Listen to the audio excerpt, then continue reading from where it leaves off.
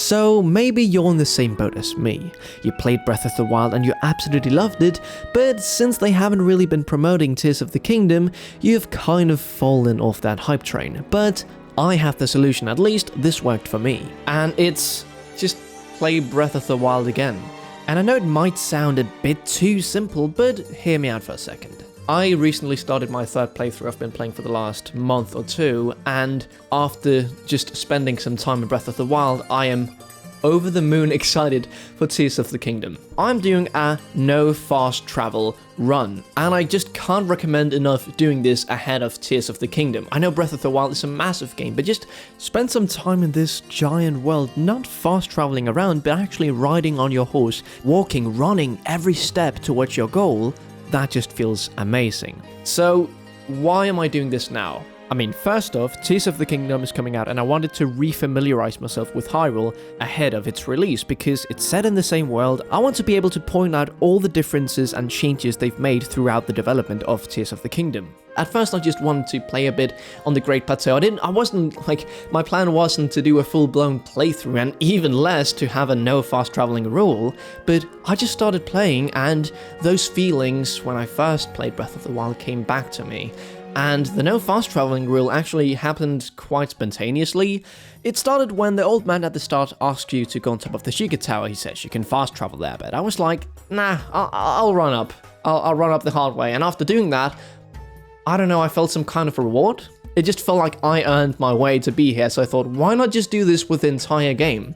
And I am now seeing so much more of Hyrule. There's so much stuff I just didn't know was in the game, or just stuff that I forgot. It's been 3 years since my last playthrough of Breath of the Wild, and, you know, it's not that long of a time. 3 years is a long time, don't get me wrong, but what I mean is that I thought I would remember much more of the game. Maybe my memory is just really bad, and I guess that's a blessing in this case, because it feels like I'm playing through a new game, and Hyrule just feels massive. Like before, Hyrule has always felt big, but never this big. It's just you run around, you're having a nice time, and suddenly you see something on a peak and you think, oh, I need to go there, and you go on top, and then when you're on the peak, oh, look at that, there's a Sora kind of people that's pointing me towards Sidon and they want help there. There's just always something that will catch your eye, you go there, and then poof, suddenly you've spent 3 hours just wandering around doing stuff and not actually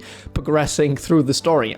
The story isn't, you know, the most complex. I mean, it's one of the main critiques Breath of the Wild gets, is the story. But I also think that it isn't necessary. I talked with John from Good Vibes Gaming here yesterday about Breath of the Wild, and he put it brilliantly that he doesn't think that there's a game out there that focuses more like on gameplay. Breath of the Wild, you don't need long cutscenes or a brilliant story to make this one of the best games ever. The gameplay is just so good. Everything interacts with everything, and it's why the world feels so alive.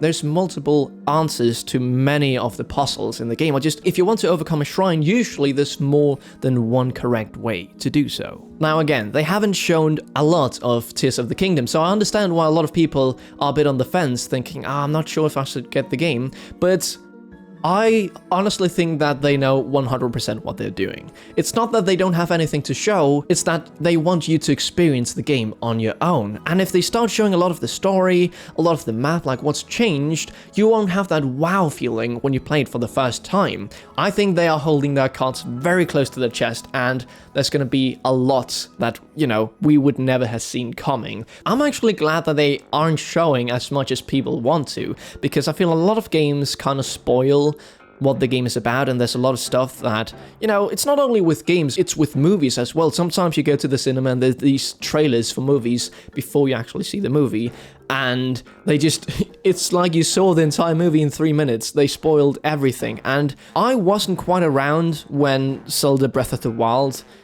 was announced. I didn't even know of the game's existence before I got my Switch to play Mario Kart 8 Deluxe, which was a month after the game even came out. So I didn't see any trailers, I didn't see anything. I went into the game blind, and that was the best feeling. Like, I don't think I can ever recreate that. I mean, I'm a bit close with playing it right now. It's really magical, but that first time of playing Breath of the Wild, you go on that great plateau and you can look over all of Hyrule, and you just sit there and think, man, I'm in for a good time. You weren't even in for a good time, Felix. You're in for the best time of your life, and you're gonna wish you could erase your memory to go back.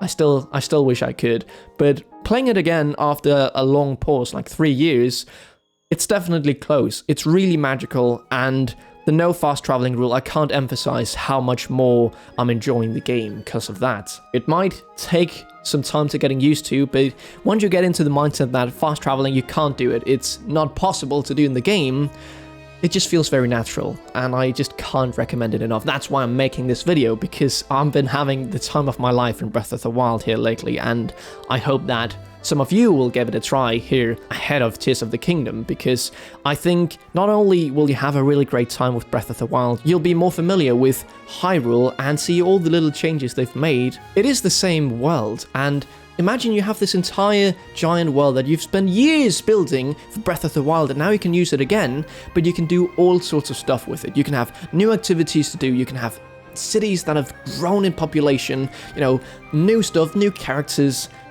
I'm just so stoked to see what they've been doing these years. I'm 100% sure, or maybe 99%, because I'm not completely sure, but I feel very certain that they know what they're doing. And again, if you're worried about Tears of the Kingdom, just play Breath of the Wild again to see. No, they can make a brilliant game. Like, Breath of the Wild is just so well crafted. A good example is actually one of my favorite aspects that I found out doing this playthrough, because in my previous playthroughs, I didn't use the, picture compendium at all. I didn't take pictures.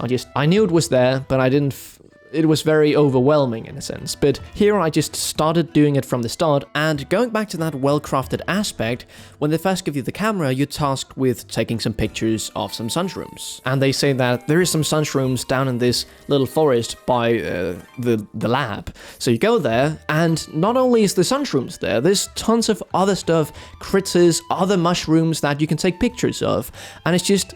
They could just have had the sunshrooms there, you go take the pictures and that's it, but because they placed everything else there, you went there, and when you took out your camera, there was just tons of stuff popping up that you didn't have in your compendium, and that way you learn that you can basically take pictures of everything. And I really hope that's in the game again. I really hope there's new items that you can take pictures of, new weapons, new monsters, new kinds, like different variations of monsters, even more than before.